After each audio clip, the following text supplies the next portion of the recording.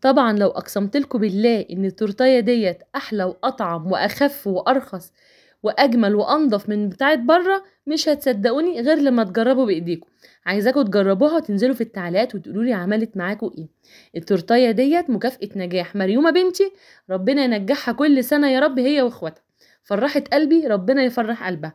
ويا ريت كمان تنزلوا تقولوا مبروك لمريومه، وتنسونيش بقى في اللايك والشير وطبعا الاشتراك في القناه. هعرف ان الفيديو عجبكم من اللايكات. شايفين بقى التورتايه حجمها قد ايه وارتفاعها عامل ازاي، وبثلاث مكونات بس يا جماعه فقط لا غير. تورتايه اقتصاديه، وعايزه اقول لكم والله طعمها تحفه. الكيك زي الريشه والكريمه غنيه جدا بالطريقه بتاعتي. يلا بينا نسمي الله وندخل على الطريقه على طول. عندي 8 بيضات، وما تستغرموش المرة دي 8 علشان الصينية بتاعتنا كبيرة والكيكة بتاعتنا كبيرة. هنفصل الصفار عن البياض بالشكل ده في الطبق. هنزل بالبضاية واطلع منها الصفار. لو انت خايفة ان الصفار يفك منك، حط البيض في التلاجة نص ساعة مثلا علشان يمسك نفسه. هنضرب بقى البياض وهننزل عليه بنص ليمونة اللي انتوا شفتوها في ايديا دي، وبعد كده هنزل بالصفار بتاع البيض حباية حباية. يبقى عملنا ايه؟ 8 بيضات، فصلنا الصفار عن البياض، حطينا على البياض نص ليمونة، عصرنا نص ليمونة وضربناه كويس جدا لغاية ما تماسك. نقلب البولة كده ما ينزلش. ساعتها هننزل بالصفار حباية حباية، ما ننزلش بيه كله يا جماعة. عندي بقى كوباية ونص سكر مطحون. طحنت السكر وكمان نخلته علشان ما يبقاش فيه اي تكتلات. هنزل بنص معلقة نص معلقة. جميل، مش هنزل بيه دفعة واحدة، هنزل بنص معلقة نص معلقة. انا مخدتش بالي خالص ان الكادر هنا مش مظبوط، بس هظبطه لكم دلوقتي. معايا بقى ايه؟ معلقة كبيرة من الكاكاو. انا حطيت هنا معلقة الا ربع علشان الكاكاو معايا غامق، بس بعد كده احتجت ربع معلقة حطيتها. وكوبايتين من النشا، بس طبعا فيهم كوباية هنقص منها معلقة اللي هي بتاعة الكاكاو.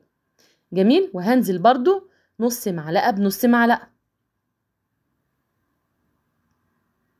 طول ما انا شغالة كده بنزل نص معلقة.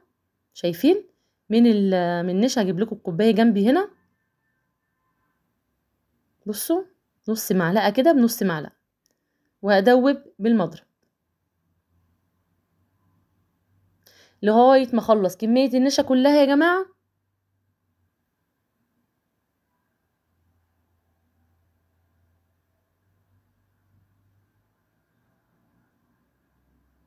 اوقف ضرب.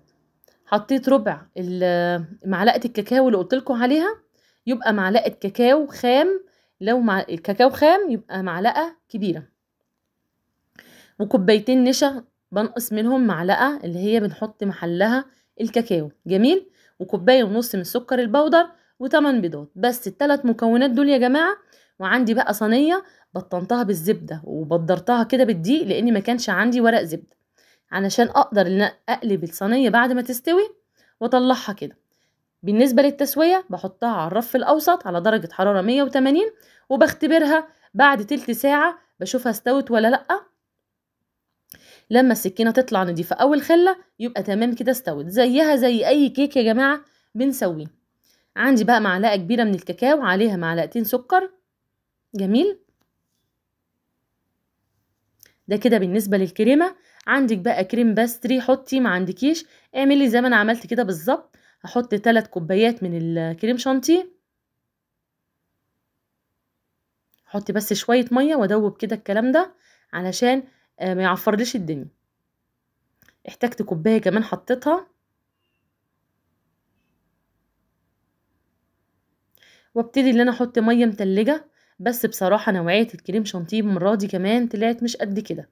الجو طبعا حر وكان بيسيح مني. عندي بقى شوكولاتة حطيتها في حمام مية على البوتاجاز في المج البورسلين اللي انتوا شايفينه دوت. وحطيت عليها معلقة من اللبن ونص معلقة من الزيت، او تحطي مكعب زبدة صغير جدا عشان اللمعة. كده عمل معاكي جناش شوكولاتة حلوة جدا. حطيت منه حبة على الكريم شانتيه علشان يدي الكريم شانتيه طعم حلو، وتحسوا كده ان الكريم شانتيه بتاكلوا حاجة غنية. تعالوا بقى نقطع الكيك. عايزة اقول لكم ان انا قطعته والله وهو سخن. بيتهيألي مفيش حد غيري في مصر بيعمل التورته، يعني بيقطع الكيك وهو سخن ويحشيها على طول في نفس الوقت، محدش غيري بيعمل كده. لو تاخدوا بالكم بقطع بالسكينه بتاعتي كده بالطرنش بالشكل ده، بلف الطرنش داير داير، وبعدين بقطع، يعني بعلم الاول من بره علشان يبقى التقطيع كله قد بعضه، وبعدين بقطع مره واحده.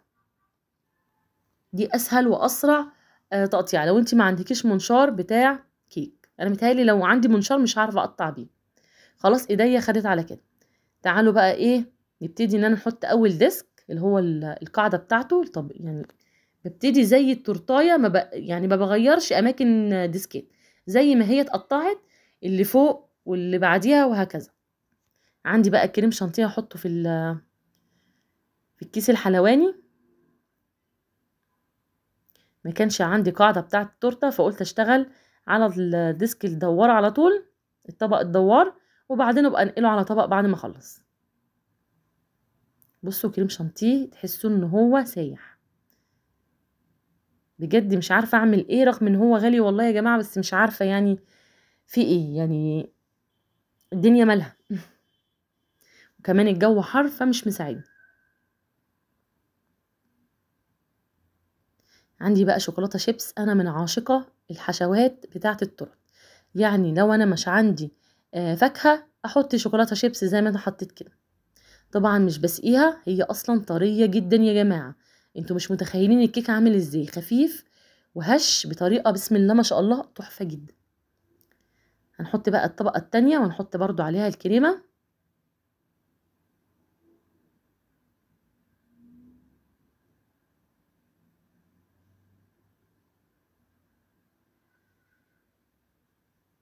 ونحط برضو شوكولاته شيبس. وهنحط الديسك التالت بالترتيب زي ما قلت لكم كده، ما ببدلش اماكن الديسكات. بصوا من كتر ما هي طريه، بص اتقطعت مني ازاي، بس انا هقدر اداويها. بص الفرافيت اللي تنزل مني مرميهاش، احطها كده واداوي بيها الديسك. برضو هنحط الكريمه.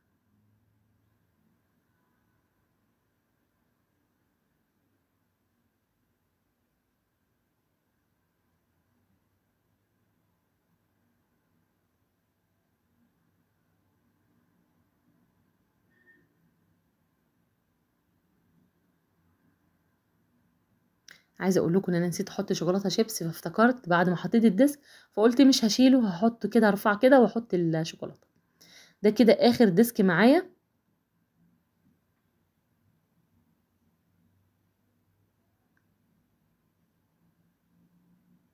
تعالوا بقى نجلسها. كل ما الكريمه تبقى حلوه معاكم ومتماسكه طبعا هتقدروا تطلعوا الشكل اشيك واحلى من كده.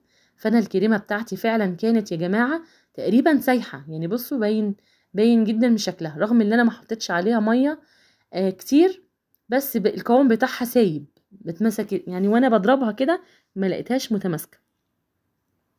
بس مش معقول طبعا هرجعها، انا جايباها من مكان بعيد فمش هينفع، فاشتغلت بيها وخلاص.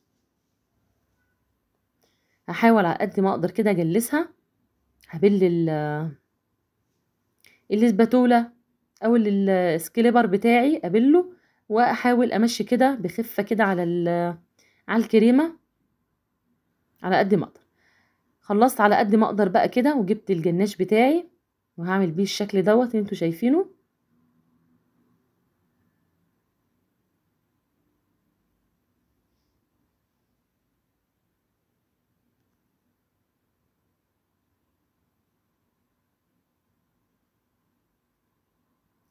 الكريمه كانت خلصت معايا، فهضرب نص كوبايه آه كريم شانتيه على نص معلقه من السكر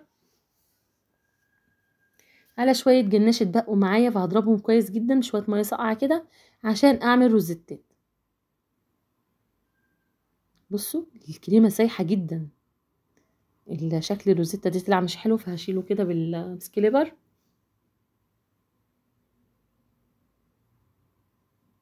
عايزه اقول لكم ان انا رجعت شلتها تاني.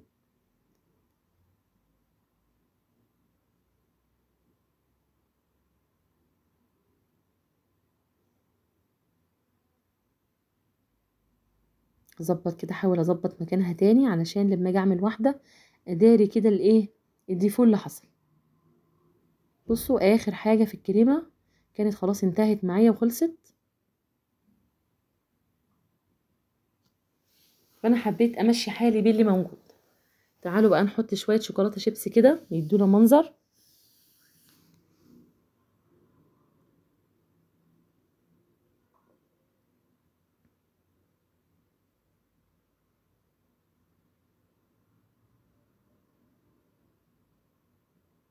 واحط شويه فرمسيل كده تكسر اللون، ملونه كده. الحاجات دي بتفرح الاولاد جدا على فكره. هنقلها بقى كده على طبق، علشان طبعا الطبق الدوار طبعا اتبهدل من الشوكولاته. مش قادره اوصف لكم قد ايه طريه وقد ايه طعمها تحفه.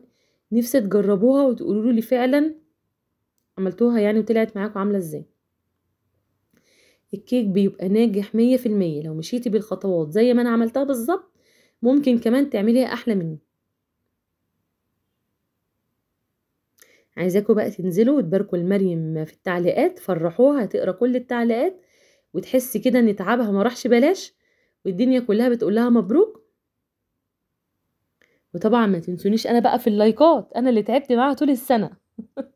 والله انا حاسه انا اللي كنت بدرس مش هي. بال الثانويه العامه. تعالوا بقى نقطع كده التورتايه ونشوفها. بسم الله ما شاء الله، بصوا الارتفاع بتاعها عامل ازاي. يا رب يكون الفيديو عجبكم. مع السلامه.